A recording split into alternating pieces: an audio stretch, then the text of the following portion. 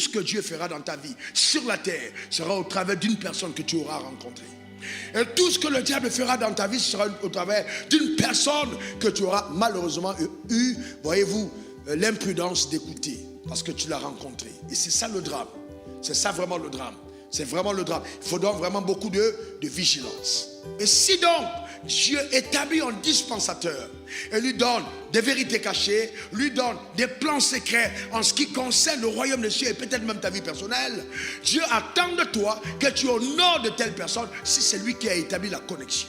Alors la bataille et le combat de Satan sera de tout faire pour que tu ne puisses pas honorer cette personne. Pourquoi ?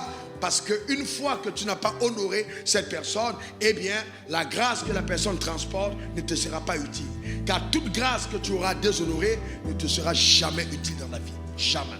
Donc, dans la vie, il faut faire très attention. La reconnaissance, le discernement, d'accord, de ces grâces que Dieu fait entrer dans ta vie. Et moi, je refuse totalement d'être un simple pasteur. Je refuse. Parce que Dieu est un dispensateur des grâces. Je refuse d'être un pasteur simplement.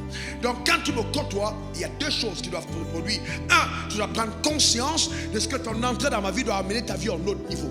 Eh bien, frère, même si on est allé à l'école ensemble, même si on a mangé le GABA ensemble, le contact de ta vie avec la mienne propulse ta vie à un autre palier.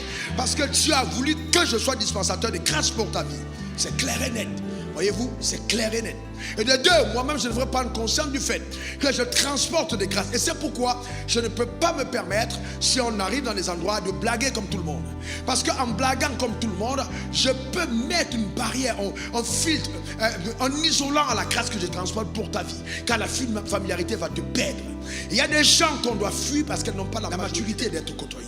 On doit fuir ces personnes parce qu'elles n'ont pas encore la maturité d'être côtoyées. Voyez-vous, hein, c'est très important. Je vous donne un sérieux conseil en tant que serviteur de Dieu. Très, très important. D'accord? Très important. Dans Philippiens 1, verset 7, il est écrit, voyez-vous, vous participez à la même grâce que moi. À la deuxième partie du verset. Donc l'apôtre Paul dit à Philippe que vous là, qui êtes là, vous devez participer à la même grâce que moi. Donc c'est-à-dire, vous qui êtes assis ici sous mon ministère, vous qui reconnaissez que Dieu vous a connecté à cet hôtel, vous qui m'écoutez matin et soir, vous êtes participants de la même grâce que moi. En d'autres termes, ma vie devient le portrait illustrant ce que votre futur devra être. En d'autres termes encore, mes messages ne sont qu'un indicateur crédible de ce que Dieu veut que tu deviennes. Et tu veux que je te dise quelque chose de faire? Même tes erreurs vont t'aider. Même tes erreurs vont t'aider. Un croyant sans erreur est un croyant sans expérience. Un croyant sans expérience n'a pas d'évidence de son appel. Même Jésus a dû montrer ses mains après avoir été crucifié pour que Thomas croie. Il te faut des blessures sur la main pour que certaines personnes croient à ton appel. Jésus a été crucifié par les mains, viens au faux. Je ne presse pas un Jésus qu'on a crucifié sur les pieds simplement. Ce n'est pas un Jésus seulement pour que les gens aillent prêcher l'évangile.